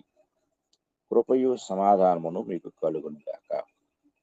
ఇక్కడ మనం జాగ్రత్తగా గమనించినట్లయితే పౌలు గారు ఈ యొక్క విషయాన్ని మాట్లాడుతూ ఇంగ్లీష్లో అంటాడు, and to the church of the Thessalonians which is in God the Father and the Lord Jesus Christ అని మాట్లాడతాడు. అంటే చర్చ్ ఆఫ్ ద థెస్సలోనియన్స్ అంటే థెస్సలోనికలో ఉన్న లేక థెస్సలోనికయుల సంఘము. అంటే పౌలు గారు ఈ మాటలు తెలియజేస్తూ సంఘము ఒక లోకల్ అసెంబ్లీ అన్నాడు. అంటే తెస్సలోనికలో ఉన్న విశ్వాసుల యొక్క సభ లేక సమూహం అనే మాటలు ఇక్కడ తెలియజేయబడుతూ ఉంటాయి. అలాగే 1 కొరింథీ పత్రిక 1వ అధ్యాయము 2వ వచనాన్ని కూడా మనం చదువుకున్నట్లయితే అక్కడ పౌలు గారు కొరింథీయులతో మాట్లాడుతూ ఇలాగైనా అంటూ ఉంటాడు, కొరింథీలోనున్న దేవుని సంఘమునకు అనగా క్రీస్తు యేసునందు పరిశుద్ధపరచబడిన వారై పరిశుద్ధులుగా ఉంటకు పిలువబడిన వారిని అంటాడు. అంటే ఈ మాటలు మనం జాగ్రత్తగా పరిశీలించినట్లయితే ఇంగ్లీష్లో అంటూ the church of God which is at Corinth అంటాడు. అంటే కొరింథీలో ఉన్న దేవుని యొక్క సంఘము. అంటే సంఘము లోకల్ అసెంబ్లీ అంటే స్థానిక సంస్థ లేక స్థానిక సంఘము. కనుక స్థానిక సంఘము అనేది ఇక్కడ మనం జాగ్రత్తగా గ్రహించవలసిన వారమై ఉన్నాం. సంఘము అనేది పట్టణానికి ఒక ప్రాంతానికి చెందినట్లుగా ఇక్కడ పౌలు గారు తెలియజేస్తూ ఉన్నాడు. అంతేకాని సంఘము యొక్క పేరు తెస్సలోనికయులది కాదు, సంఘము యొక్క పేరు కొరింథీ సంఘము కాదు, కొరింథీలోనున్న దేవుని సంఘము అనే మాట మనకి ఇక్కడ చెప్పబడుతుంది.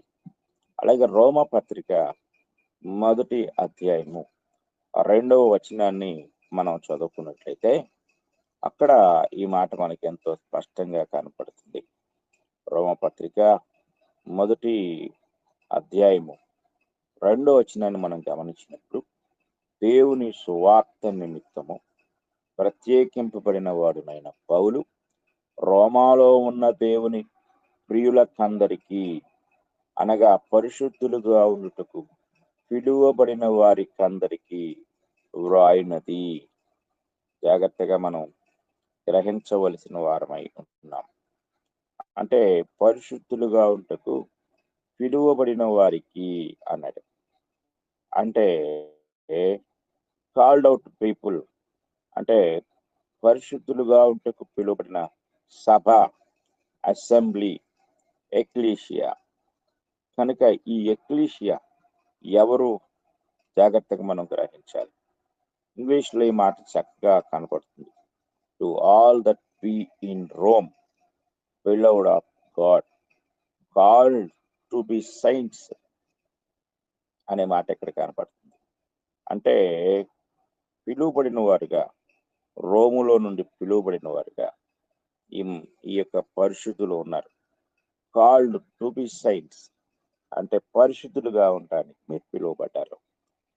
కనుక ఈ పిలువబట్టమే ఎక్లీషియా, సభ, అసెంబ్లీ ఆయన మనం చాలా జాగ్రత్తగా గ్రహించగలం. కనుక ఈ మాటలు మనం పరిశీలన చేసినప్పుడు పట్టణాల పేర్లతో సంఘాలు పిలువబడ్డాయి. కానీ వాస్తవంగా ఆ పట్టణంలో ఉన్న ఆ ఆ సంఘాన్ని పౌలు గారు ఉద్దేశించి మాట్లాడుతున్నాడు అనే విషయాన్ని గ్రహించాలి. అలాగే గలతీ పత్రిక 1వ అధ్యాయము 2వ వచనాన్ని మనం చదువుకున్నట్లయితే అక్కడ కూడా ఇలా కనపడుతుంది. నాతో కూడానున్న సహోదరులందరూ గలతీయలోనున్న సంఘములకు శుభమని చెప్పి వ్రాయినది. గలతీయ అనేది ఒక ప్రాంతం, ఇంగ్లీష్ లో ఉంటుంది. అన్టు ద చర్చెస్ ఆఫ్ గలతీయ అనే మాట.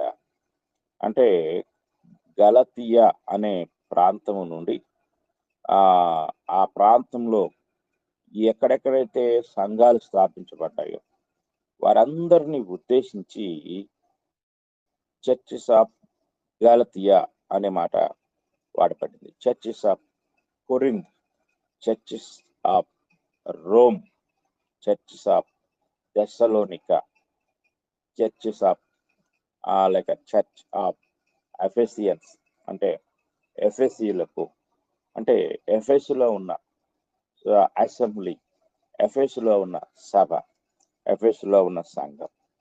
ఇలాగా ఎన్ని ప్రాంతాలలో పౌలు గారు పరిచర్య చేశారో అక్కడ ఆ పట్టణంలో కాల్డ్ అవుట్ పీపుల్, సువార్త విని బయటకు పిలువబడిన ప్రజలు ఉన్నారో వారందరినీ అసెంబ్లీ లేక సభ లేక సంఘం అని పిలవడం జరిగింది. కనుక సంఘము సార్వత్రికమైంది, అలాగే స్థానికమైంది. అనేక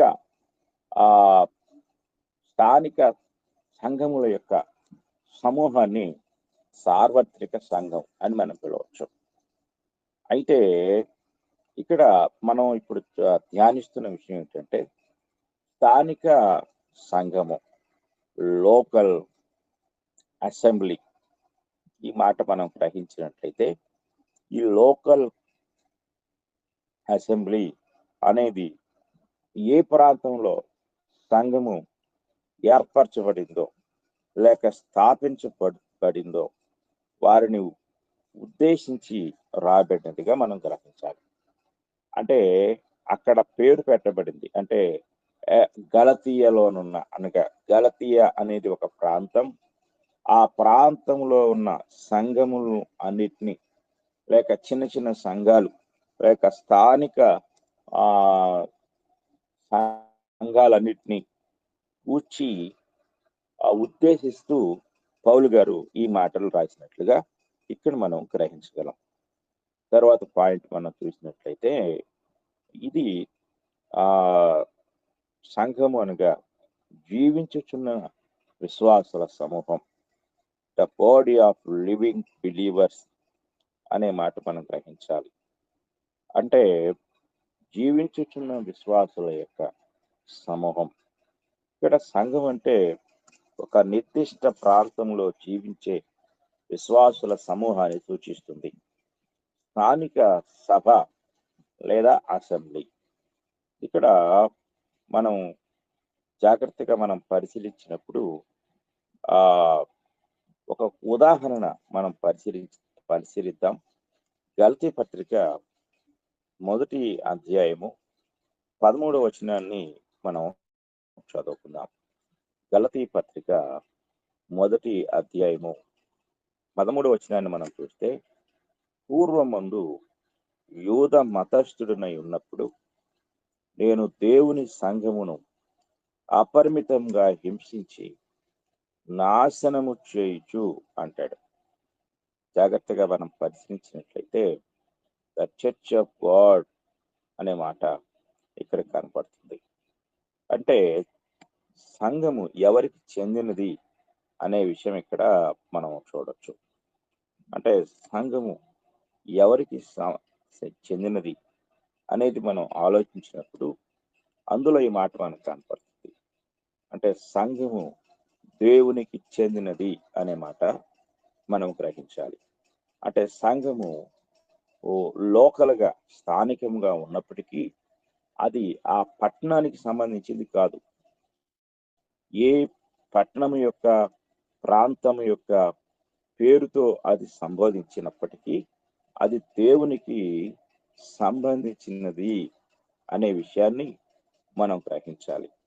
పౌలు గారు తన పూర్వ స్థితిని తెలియచేస్తూ ఆయన దేవుని సంఘమును అపరిమితంగా హింసించింది అంటాడు. అంటే సంఘము దేవునిది అనే విషయాన్ని ఆయన స్పష్టంగా తెలియజేస్తా ఉన్నాడు.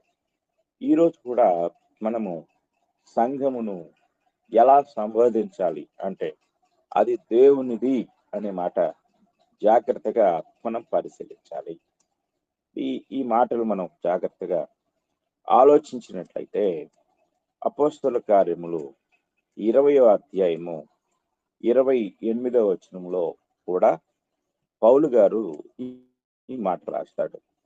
ఇక్కడ గలతీ పత్రికలో దేవుని సంఘము అని ఎలా అన్నాడో అలాగే అపోస్తల కార్యములు 20వ అధ్యాయము 28వ వచనంలో కూడా ఆయన ఇలాగే అంటాడు. దేవుడు తన స్వరక్తమిచ్చి సంపాదించిన తన సంఘము అనే మాట. కనుక సంఘము దేవునిది అనగా సంఘ స్థాపకుడు దేవుడు అనే మాట గ్రహించాలి. అంటే ఎందుకు ఆయన గలతీయులకు రాస్తూ దేవుని సంఘము అన్నాడు, అలాగే ఎఫెసీయులతో మాట్లాడుతూ ఈ అపోస్తల కార్య 20వ అధ్యాయంలో కూడా సంఘము దేవునిది అన్నాడు. అంటే స్థాపించిన క్రీస్తు ప్రభు నరమాత్రుడు కాదు. ఎందుకంటే క్రీస్తు అనగానే భూమి మీద ఉన్న ఒక సాధారణ మానవుని వారి యొక్క ఊహలోనికి తెచ్చుకుంటున్నారు. ఓహో, ఆయన వడ్లవాణి కుమారుడా, లేక ఒక మరియ కుమారుడా, లేక ఒక 12 మంది శిష్యులను తన వెంట వేసుకుని ఊరూరా తిరిగి నేరస్తుడిగా పరిగణించబడి యూదుల చేత సిలువేయబడిన వాడా, ఆయన సంఘమా అని చులకనగా క్రీస్తు ప్రభువును గూర్చి ఆనాటి ప్రజల్లో ఉన్న చులకన భావాన్ని తొలగించడానికి క్రీస్తు ప్రభు దేవుడు. ఆయన కేవలం మానవుడు మాత్రమే కాదు, నేరస్తుడుగా ఎంచబడి సిలువ వేయబడిన ఒక నేరస్తుడు కాదు, దేవుడు. ఇక్కడ పిలువబడుతున్న సంఘము ఒక నేరస్తుని సంఘము కాదు. సామాన్య మానవుడిగా 33.5 సంవత్సరాలు మాత్రమే జీవించి అతి తక్కువ వయసులోనే చనిపోయిన వాడుగా ఎంచబడిన వ్యక్తి ఉన్నాడే, ఆయన కాదు, ఈయన దేవుడు. అంటే ఎవరిని గూర్చి చులకనగా మాట్లాడుకుంటున్నారో ఆయన దేవుడు, ఆ దేవుని సంఘము ఇది జాగ్రత్తగా గ్రహించాలి. అంటే దెస్సలోనికయుల సంఘము కాదు. అంటే సంఘము యొక్క హక్కుదారులు దెస్సలోనికలో ఉన్న విశ్వాసులు కాదు, లేక కొరింథులో ఉన్న విశ్వాసులు కాదు సంఘం యొక్క హక్కుదారులు. అలాగే ఎఫెసులో ఉన్న విశ్వాసులు కాదు. ఇది జాగ్రత్తగా మనం గ్రహించాలి. ఇక్కడ బయట ఉన్న సంఘాలంటే నేను ఇందాక చెప్పాను, గ్రీకులు బయటకు పిలువబడిన వారు, వాళ్ళు కూడా సంఘం అనే పిలువబడ్డారు, అసెంబ్లీ అని. కానీ అక్కడ వాళ్ళు మాత్రమే దానికి హక్కుదారులు. కానీ దేవుని సంఘమునకు హక్కుదారుడు దేవుడు. ఆయన తన స్వరక్తం ఇచ్చి దాన్ని సంపాదించాడు. ఆయన ఎవరై ఉన్నారు దేవుడై ఉన్నాడు. కనుక క్రీస్తు దేవుడు అని, సంఘము దేవునిది, మనుషులది కాదు. లేక క్రీస్తు సంఘము అని పిలువబడినప్పుడు ఏ క్రీస్తుని గురించి తక్కువ ఆలోచనతో గలతీయులు ఉన్నారో, ఎఫెసీయులు ఉన్నారో, వారిలో ఉన్న చులకన భావాన్ని తొలగించడానికి పౌలు గారు అక్కడ క్రీస్తు అనే మాట వాడకుండా దేవుడు అని వాడాడు. కొంతమంది క్రీస్తు సంఘం అని ఎందుకు పిలువబడాలి, దేవుని సంఘం అని కూడా ఉంది కదా అని చాలా మంది మాట్లాడుతూ ఉంటారు. సంఘం యొక్క లేఖనానుసారమైన పేరు, లేక దేవుని సంకల్పంలో ఉన్న పేరు, దేవుడు పిలువబడాలి అని ఎంచిన పేరు క్రీస్తు సంఘము. అయితే అక్కడక్కడ ఎందుకు దేవుని సంఘము అని ఉపయోగించారంటే, క్రీస్తు అనబడిన వ్యక్తి ఆనాటి కాలంలో తక్కువ భావంతో చూడబడ్డాడు, చిన్న చూపు చూడబడ్డాడు. ఏ క్రీస్తును వారు చిన్న చూపు చూశారో ఆ క్రీస్తు దేవుడు అని నిరూపించడమే, లేక ఆయన దేవుడు అనే భావన వారి హృదయాల్లో కలిగించడమే పౌలు యొక్క పని, పౌలు యొక్క ఉద్దేశం. ఇది మనం జాగ్రత్తగా గ్రహించాలి. పేతురు కూడా అపోస్తుల కార్యము 2, 3, 4 అధ్యాయాల్లో విపరీతమైన చర్చ చేశాడు.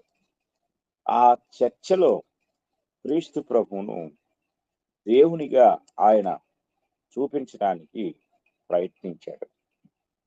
మీరు సిలువ వేసిన ఈ యేసునే దేవుడు క్రీస్తుగాను ప్రభువుగాను నియమించెను. ఇది ఇశ్రాయేలు సమాజం అంతయు రూఢిగా, అంటే ఖచ్చితంగా తెలుసుకోవాలి. ఇక్కడ 2 పదాలు ఉపయోగించాడు.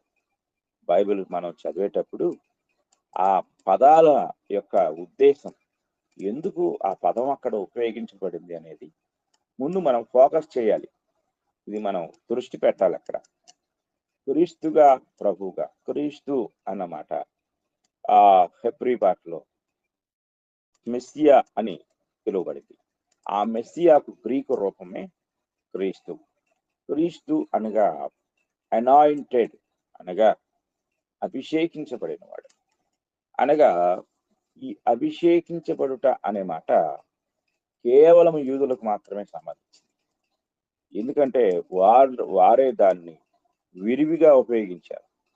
అంటే ఇక్కడ మనం పరిశీలన చేసినప్పుడు రాజులను అభిషేకిస్తారు, అలాగే ప్రవక్తలను అభిషేకిస్తారు. వీరందరికంటే ముందు అభిషేకించబడిన వాడు యాజకుడు. అలాగే ప్రత్యక్ష గుడారము అభిషేకించబడింది. అందలి వస్తువులు కూడా అభిషేకించబడ్డాయి. కాబట్టి అభిషేకం అనే పదంతో యూదులకున్న సంబంధం మరి ఏ ఇతర వ్యక్తులకు లేదు. వారే ఎక్కువగా అభిషేకం అనే మాట ఉపయోగిస్తారు. కనుక క్రీస్తు అభిషిక్తుడు, అభిషేకించబడిన వాడు. తర్వాత ప్రభువు అనగా మనం జాగ్రత్తగా పరిశీలించినట్లయితే ఇక్కడ కురియోస్ అనే మాట ఉపయోగించబడింది గ్రీకులో. ఆ హెబ్రీలో అడోనాయ్ అనే మాట ఉపయోగించబడింది. ఆ అడోనాయ్ అనే మాట యెహోవా దేవునికి ఉపయోగిస్తే, కురియోస్ అనే మాట క్రీస్తు ప్రభుకు ఉపయోగించబడింది. ఈ వీళ్ళిద్దరిని సమాంతరంగా మనం చూసినట్లయితే ఆయన ప్రభువే, ఈయన ప్రభువే.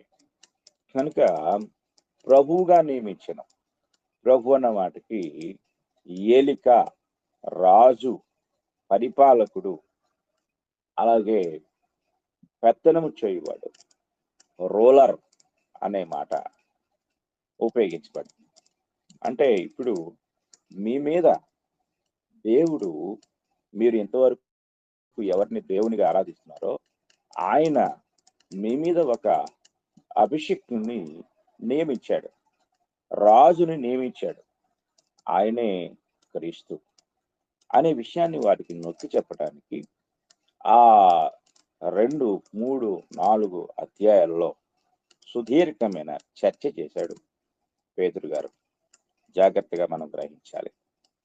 కనుక ఇక్కడ మనం ఆలోచించినట్లయితే ఎందుకు దేవుని సంఘము అని పౌలు గారు పిలిచాడు అంటే ఆయన దేవుడు. ఈ మాట మనం గ్రహించాలి. ఆయన దేవుడు అనే మాట అంటే ఎవరిని యూదులు తక్కువగా చూస్తున్నారో, అంటే గలతీయ ప్రాంతంలో ఉన్న వారంతా మెజారిటీ పీపుల్, అత్యధికమైన జనము యూదులే. అందుకే మీరు గలతీ పత్రిక అంతట్లో విశేషమైన చర్చ ధర్మశాస్త్రాన్ని గురించి జరుగుతుంది. రక్షణ లేక నీతిమంతులుగా తీర్చబడటం క్రీస్తు ద్వారానా లేక ధర్మశాస్త్రం ద్వారానా అనే చర్చ గొప్పగా జరిగింది అక్కడ.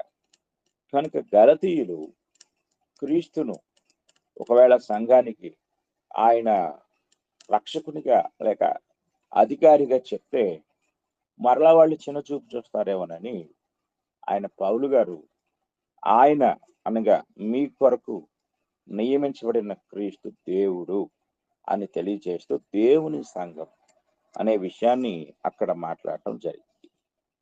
కనుక సంఘము అనేది the complete body of Christ, అంటే క్రీస్తు ప్రభు యొక్క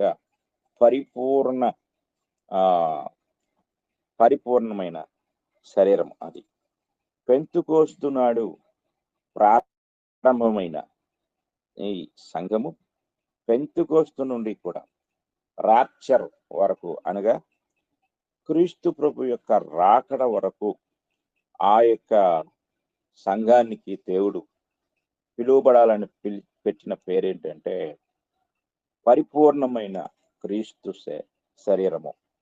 ఇది మనం జాగ్రత్తగా గ్రహించాలి. పరిపూర్ణమైన ద కంప్లీట్ బాడీ అని ఎందుకు అనాలంటే కొన్నిసార్లు కొన్ని శరీరాల్లో చిన్న చిన్న లోపాలు కనపడుతూ ఉంటాయి. కానీ క్రీస్తు ప్రభు యొక్క శరీరం అనబడిన సంఘము ఎటువంటి లోపము లేని పరిపూర్ణమైన శరీరము. ఒక పరిపూర్ణమైన శరీరం ఎలా ఉంటుందో క్రీస్తు ప్రభు యొక్క శరీరం కూడా అలాగే ఉంది.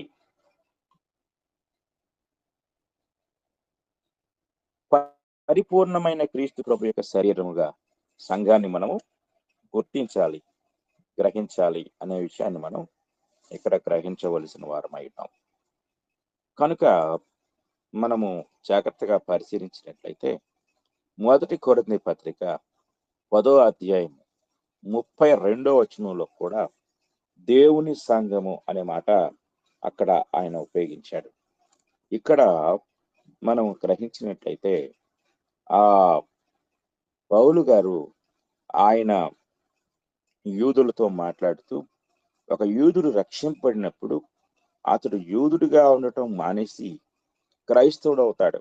ఒక అన్యుడు రక్షించబడినప్పుడు అతడు అన్యుడిగా ఉండటం మానేసి, అంటే అలా జీవించడం మానివేసి క్రైస్తవుడు అవుతాడు. అంటే ఇటు యూదులైనా అటు అన్యజనులైనా ఎవరైనా సరే ఏమవుతారు అంటే వారు రక్షించబడిన వారి యొక్క సమూహము, సంఘం అనే విషయాన్ని మనం గ్రహించాలి. గలతీ పత్రిక 3వ అధ్యాయం 26వ వచనాన్ని మనం చదువుకుందాం. గలతీ పత్రిక 3వ అధ్యాయం 26వ వచనం మనం చదివితే, యేసు క్రీస్తునందు మీరందరూ విశ్వాసం వలన దేవుని కుమారులై ఉన్నారు. క్రీస్తులోనికి బాప్తిసం పొందిన మీరందరూ క్రీస్తును ధరించుకొని ఉన్నారు. ఇందులో యూదుడని గ్రీసు దేశస్థుడని లేదు, దాసుడని స్వతంత్రుడని లేదు, పురుషుడని స్త్రీ అని లేదు.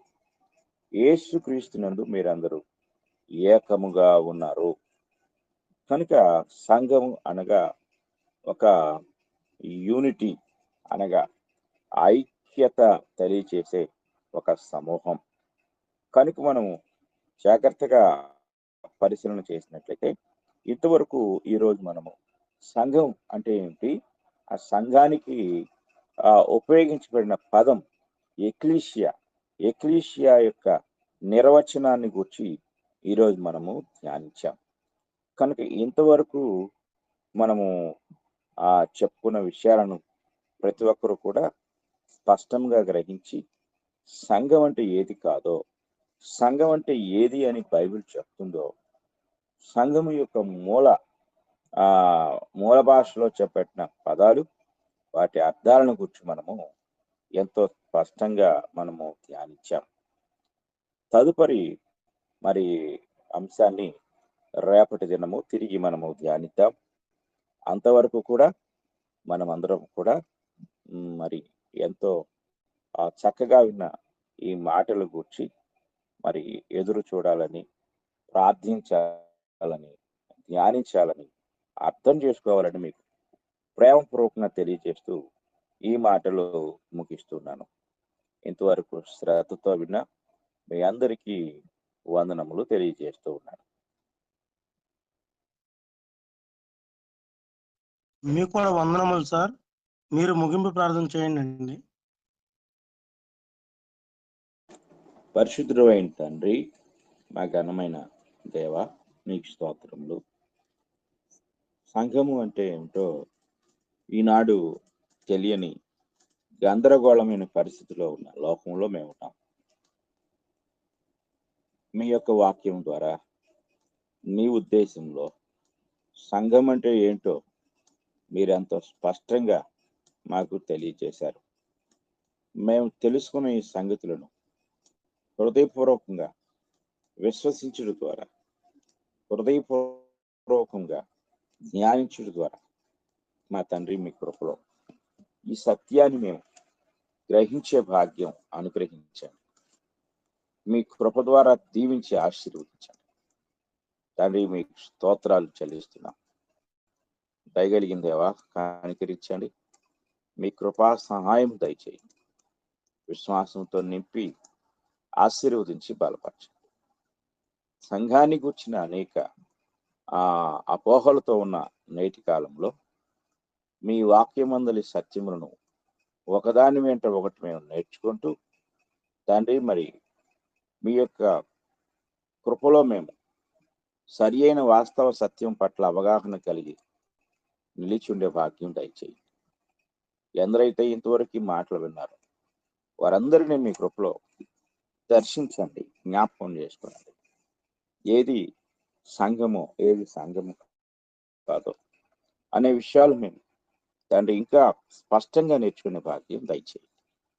సంఘానికి మీరు ఏ పేరుతో పిలిచారో కూడా మీరు తెలియజేశారు. ఈ వ్యత్యాసాన్ని మేము గ్రహించే కృప అనుగ్రహించండి. అలాగే మా తండ్రి మరి గ్రూపులో చేరి అందరైతే మీ వాక్యం వింటున్నారో వారందరినీ మీరు దీవించి ఆశీర్వదించండి. మీ కృప, మీ సహాయం అనుగ్రహించండి. దయగలిగిన తండ్రి మీకు స్తుతులు, స్తోత్రములు, కృతజ్ఞతలు చెల్లిస్తా ఉన్నాం. మా తండ్రి ఈ సమయంలో మరి ఒక చిన్న బిడ్డ ఈనాడు గుండె ఆపరేషన్ సిద్ధపడుతుండగా ఆ బిడ్డకు తండ్రి మీ కృప దయచేయండి. వైద్యులకు మంచి జ్ఞానాన్ని అనుగ్రహించి ఆపరేషన్ చేయబడే కృప దయచేయండి తండ్రి. మరి ఆ బిడ్డ ఆరోగ్య విషయంలో మీ కృపను పెట్టుకుంటున్నాం.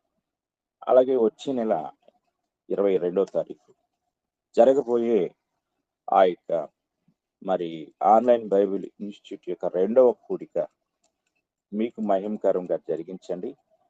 అందుకు తగిన ఏర్పాట్లు దయచేయండి. ఎవరైతే దాని కొరకు ప్రయాసపడుతున్నారో ఆ మీ దాసుని మీరు దీవించి ఆశీర్వదించండి. అలాగే మా తండ్రి ఎంతో మంది పిల్లలు 10వ తరగతి పరీక్షలు రాస్తున్నారు. వారందరికీ కావలసిన జ్ఞానము, ఆరోగ్యము దయచేయండి. ఎక్కడ ఎలాంటి తొందరలో తొట్టుపాట్లు లేకుండా వారు చక్కగా పరీక్షలు ముగించు భాగ్యము దయచేయండి తండ్రి. మరి అలాగే ఉదయకాలపు ప్రార్థనా కూడికని, అలాగే మరలా సాయంకాలం జరగబోయే ఈ యొక్క మరి ఆన్లైన్ బైబిల్ ఇన్స్టిట్యూట్ తరగతులను కూడా సమర్థవంతంగా నిర్వహిస్తూ ఉన్నా తండ్రి. మీ దాసుడు తండ్రి రవి గారిని వారి కుటుంబాన్ని మీరు దీవించి ఆశీర్వదించండి. మీ కృప చేత బలపరచండి. మీ కృప, మీ సహాయం సమృద్ధిగా దయచేసి మీ కృప చేత తండ్రి ఈ కార్యక్రమం అన్నిటినీ కూడా మీరే నిర్వహించమని ఈ ప్రార్థన మా ప్రభు అయిన యేసుక్రీస్తు వారి పరిశుద్ధ నామంలో అడిగి వేడుకుంటున్నాము తండ్రి. ఆమేన్. అందరికీ వందనములు.